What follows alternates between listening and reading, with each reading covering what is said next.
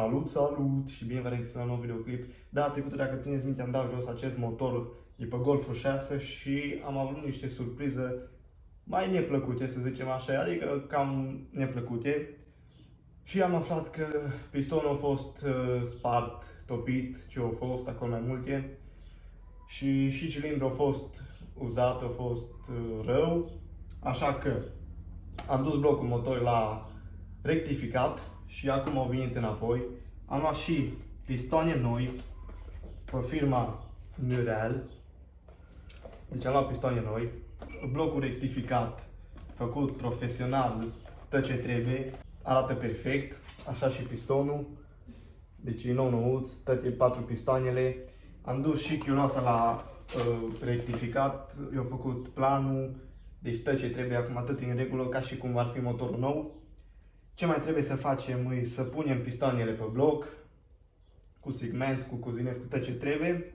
Punem prima dată distribuția, tot ce trebuie la semn și tot ce e nevoie și după o punem pe mașină numai, ca să ne fie un pic mai ușor. Că data trecută când am dat jos ne-am chinuit un pic acolo, n-am știut ce se întâmplă și ne-am chinuit. Acum punem tot ce trebuie pe bloc și punem motorul pe mașină și după punem accesoriile și ce mai rămâne pe lângă punem, le conectăm și sperăm să fie ok. Și am luat și suportul ăsta de motor, dacă se vede, să putem lucra mai bine, să punem motorul să stea fix și sperăm să iasă ce trebuie acum cu toate noi. Hai!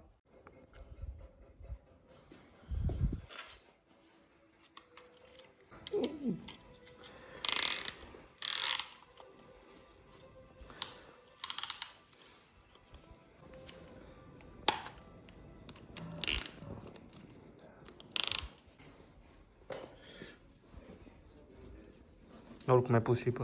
Nu-i bai, dar atât. Da.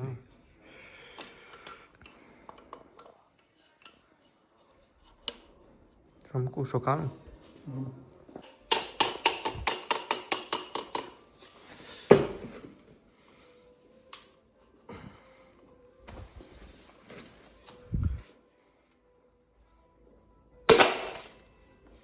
Ei, ha! Din prima. Ui, ce bine arată amântate noi. Ce? Ce bine arată. Am trei învârtit, nu? Și pus... Da. Te ajut? Da, e bună schema asta cu... Da. Loc e mult mai bine, da? E mai ușor. Da. Ai specificatoarele? Nu trebuie să luăm iară de drochenul. Ăla nu-l pus, nu le pus alea, așa-i? Nu mi-am pus că dacă le pui și când vine pistonul, lovea și în iară și le rupi. Și rupi. De-aia nu se poate. Da. Trebuie să le pui după. Am uitat odată așa și toate le-am găsit în baia asta. Da? Că vin pistoanele.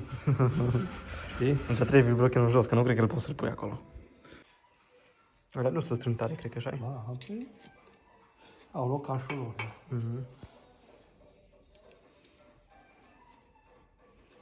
Câți Newton? Fixa tehnică, să vedem. Tic. Tic, clic.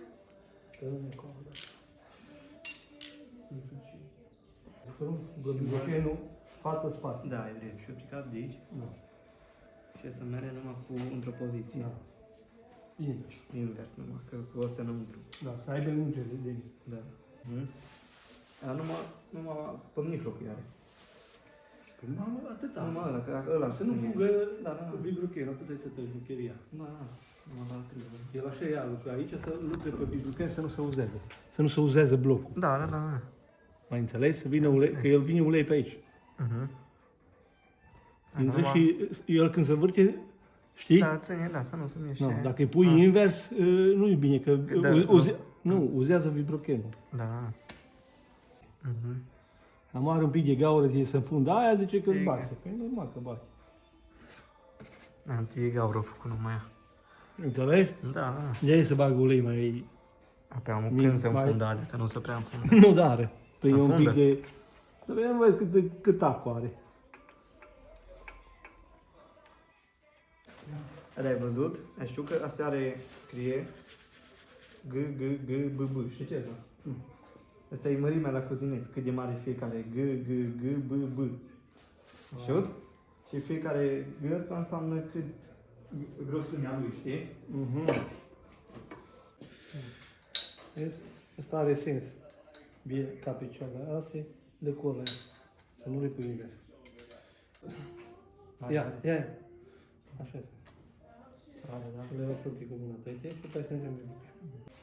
Că din nou îl pui la ăsta, ele au ca o tăietură așa, nu închide bine. Da? Da. O biere dacă tu ești ca cum îi tăiat așa. Să margă repede.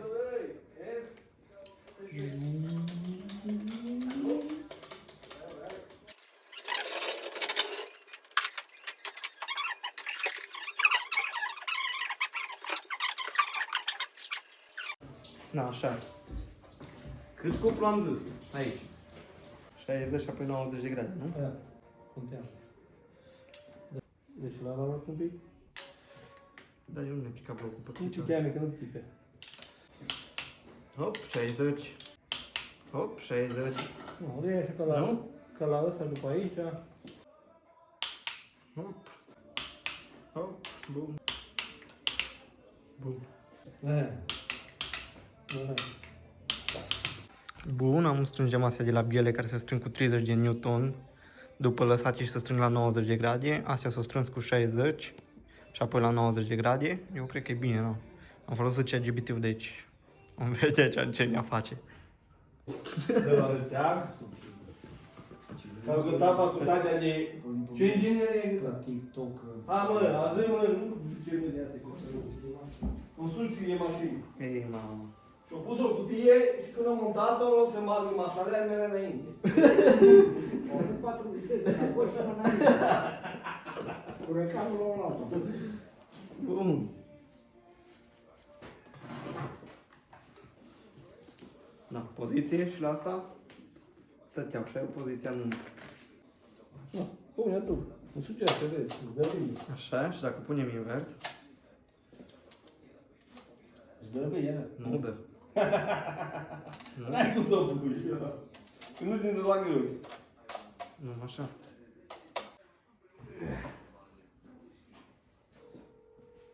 Așa? Așa. Da. Să așa de acolo. Este o linie motorul? Da. Bine. Aha. Bine, mă.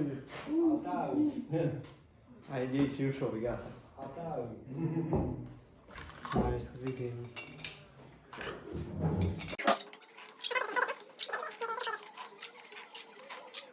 Și ultimul.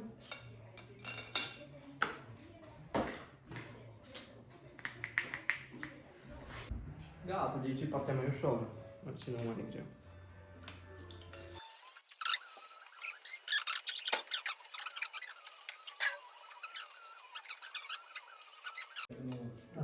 Bun. Următorul pas. Deci amul, după ce le-am apropiat, vine strânsa la 30 de Nm, după la 90 de grade, la 90 de grade și încă la 90 de grade, deci 3 ori la 90 de grade, care vine 90 cu 90 cu 90, care e așa 8.700.000 de grade. Între fiecare trebuie să le lăsăm să odihnească puțin, cum s-ar zice, că stresate și ele șurubele, îți dai seama, săracele. Aici jos astea le-am strâns toate, alea mari, astea cu 60 de Newton și apoi la 90 de grade și astea 35 de Newton și la 90 de grade. Și mergem în ordine. Setat pe 30.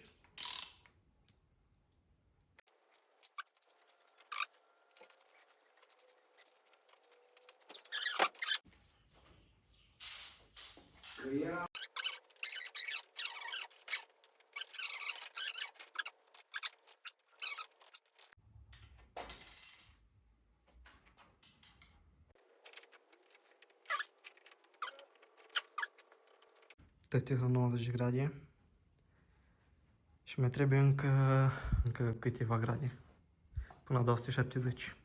Na, hai, încă 90 de grade. A lui.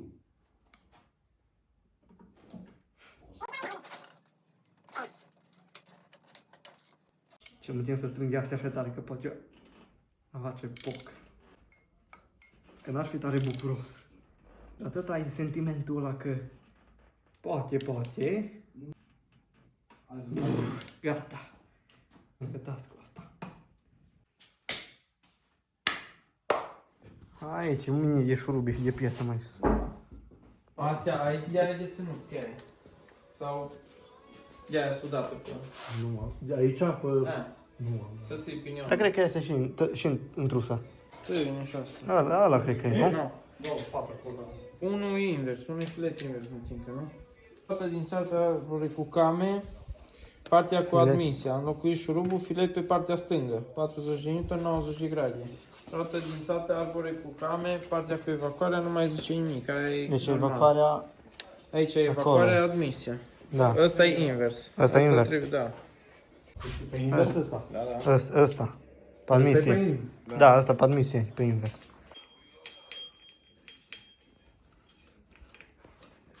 Sunt un pic mai complicat decât la diesel. Bă, și la 1.9 ale H, ăsta intră, trebuie desfăcut pinionul de pe axul cu came, clar. Exact. Că n-are pană, știi? Păi n-are pan. Și la Renault, cu tă care are pană, Da. desfaci să vezi sunt și Exact. ruptă.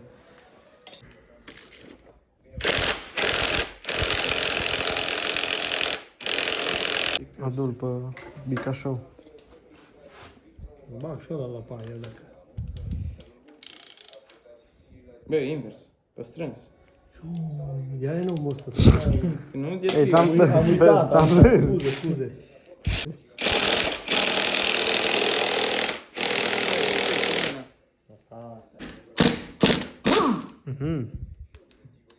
Ai văzut că așa e? Ce bați și tu. Da, băi, pune la vecial. Ce? Aici e, vezi? Asta n-are insemne pe el. Nu are. Am stat să vă zic o schemă, ați văzut că am încercat să punem distribuția și ne-am dat seama că nu e la fel. Noi am comandat alta nouă, dar ăsta e ăla original și când am pus, dacă se văd dințișorii ăștia mici, care intră acolo pe variator și pe ăsta, să vede și faza că noi am cumpărat altul nou, am cumpărat altul nou pe Febi și nu e aceeași treabă, o să vă arăt dacă nu o poză. Ăsta nu are cum ar veni dinți, are cum ar veni așa locaș, deci nu e aceeași treabă față de ăsta. Deci o să vă arăt și ăsta când intră acolo nu stă cum ar veni pe locul lui și nu-i bine. Și asta hai să zicem că nu e problema așa mare, că luăm altul și se rezolvă, dar faza e că am căutat amul de într-una și nu găsim modelul ăsta care ne trebuia și nouă. Și aia e faza, că nu știu ce să facem. Nu găsim modelul ăla. Nici cum. Am dat pe seria de caroserie, pe codul de motor și nu găsim. Deci uitați că aici se vede, n-au niciun fel de dinți, au numai splați, așa.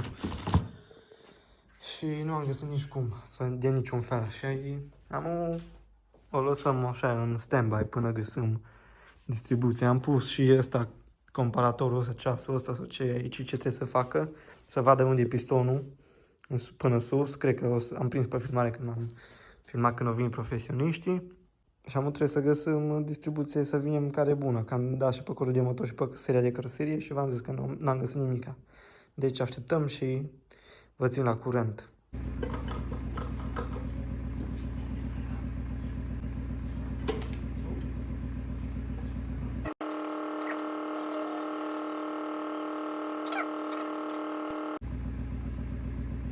Punem turbina în sus.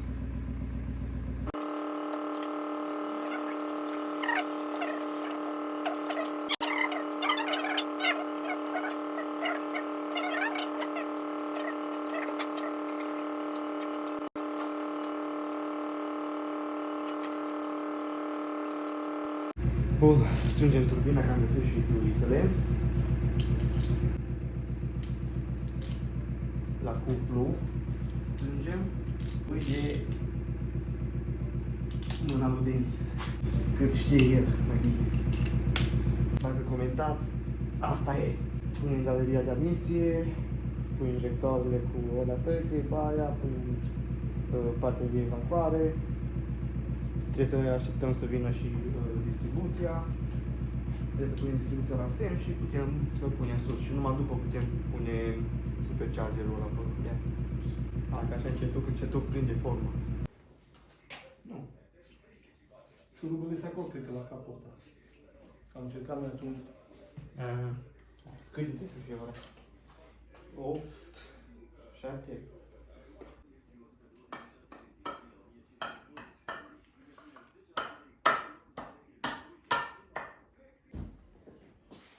Te uiți la asta și asta trebuie să-și poate bine. Că și aia o plină de ea. Asta e fără.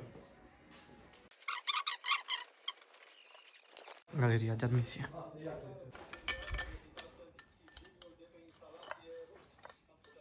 Ales. Mai lung? Mai lung asta de... Aha, că vine până acolo, da? Da. Și apoi aia ori vine aici. Florezi pe tăt. Da. Și senzorul ăsta îl dai și ăsta jos. Să-l curățăm și ăsta. Iară de pe Aha, da.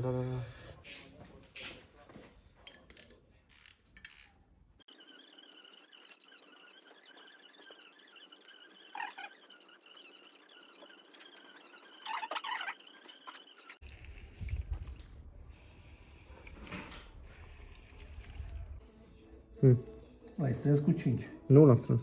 Numai că l-am apropiat așa. E un pic de butonul. Nu apoi la băgăm.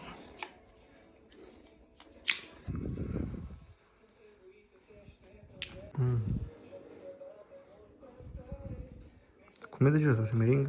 Arbore. Arbore cotit. Hai să vedem. Asta și că nu stă bine, nu? Sau? Hai că... Nu, hai la rup. Nici ăla nu. Nu, bun, e pus asta. Dar putem pune baia. Cam aici am ajuns cu motorul momentan. Am trebuie să vină să așteptăm distribuția, că iar am comandat o distribuție și nu e bună. Și mâine trebuie să vină alta, punem distribuția, baia de ulei, ce mai trebuie și îl punem sus pe motor, pe mașină, adică motorul. Și bine, volant, am mai pus aici termostatele, se adaugă semeringul ăla de la ăsta. Deci ușor începe și mâine venim cu distribuția și vedem ce este.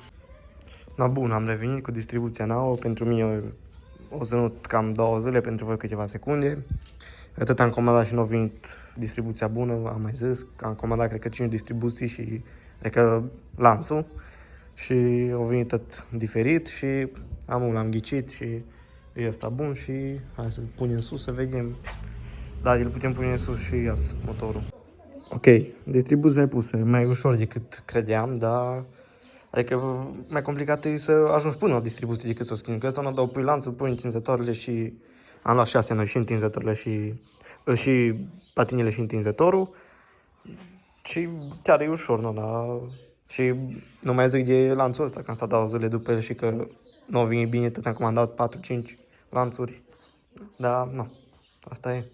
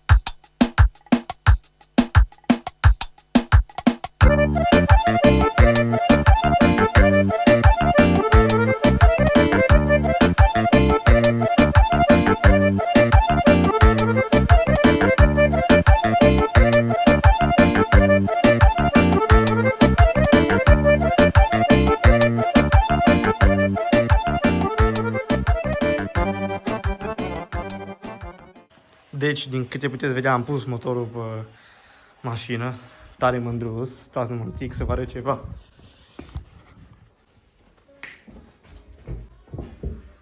Dansul, asta se numește dansul motorului pus pe mașină.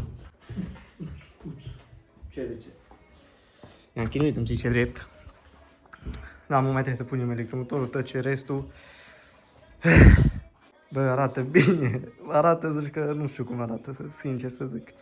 Dar am un la fire și la mufe mâncați aș de... Pai, E rău. Am progresat bine măcar. Noi ne-am părut bine. Încă l-am pus. Tot vreme zic, bă, dacă nu găsesc distribuția, o puneam asta aici. Dar nu stăteam liniștit, știi? Totuși nu a fost să distribuția când... Nu, nu.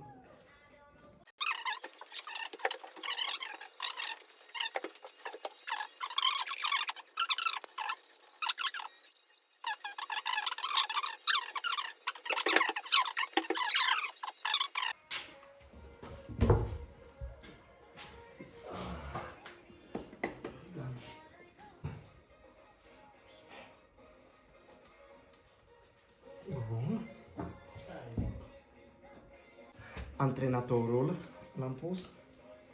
Deci. Am mai progresat așa, arată, am pus toate firele sus, toate mațele astea ce mai au fost. Am nu chiar toate, că m-au mai rămas ceva pe aici, mai trebuie. Am vrut să vadă cum arată așa, deci, ce e aici, bă? Deci, data trecută am rămas, am pus compresorul, am pus cureaua, am pus cu catalizatorul, cu toba, cu ăla, am pus toate firele aici cu astea de la bujii, de la bobine, toate mufa de la ăsta, mai trebuie oricum furtune pe aici să vedem cum vin toate furtunele astea. Mai trebuie superchargerul cu galeria, cu toate alea deasupra, după mufe, după să-i dăm bine pusă fața și îi dăm un start și vedem ce-a fi văzând la curent, hai!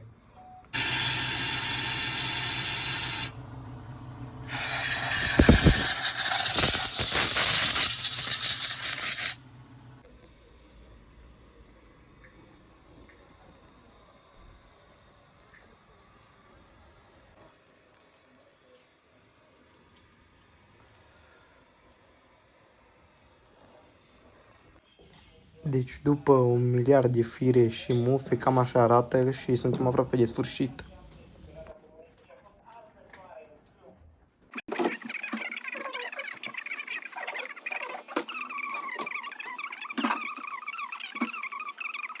O întâlnire a avut loc la Parlament între Grindeanu și șefii CSM și ai înaltei curți.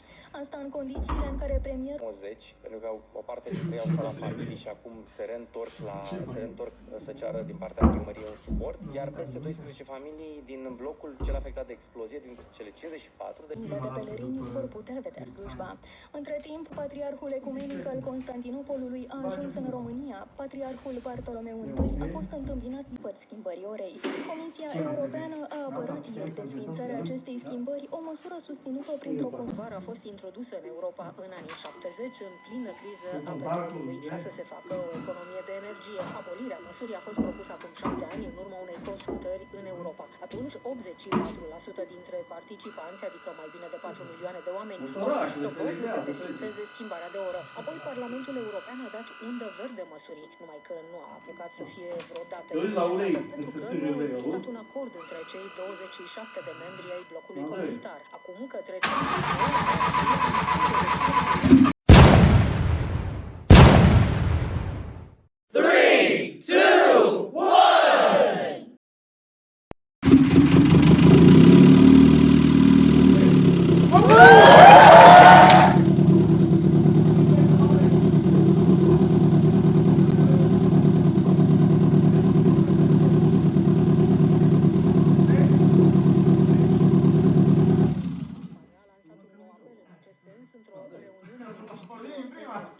iar demersul este susținut de Polonia.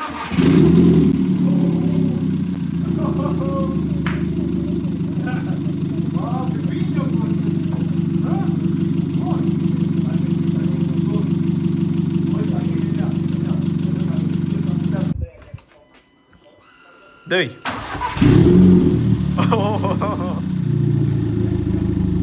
Ha? S-a prins am ce cum? Păi de la... cum n-are ăsta? La betonul pornit, oi. Dă-i farurile să vedem, fără farurile.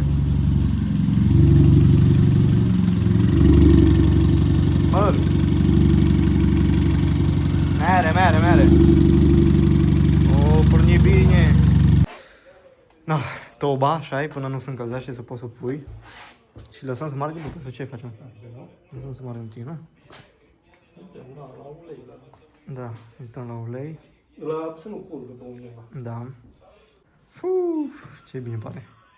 Cât de azi dimineața de la 11 până la 6. Multe fire. Tot furtunul, ce e furtun avem fir, ce e furtun avem mufă, tot. Ce complicat pare aici așa, tătii astea. Dacă ne desfaci tăte după, tot complicat e. Da. Poți să-i dau iară?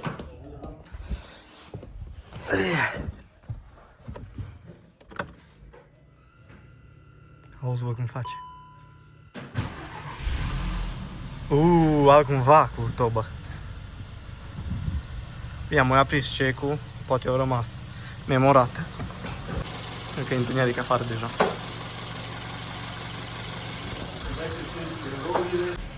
Noi facem și testele aici.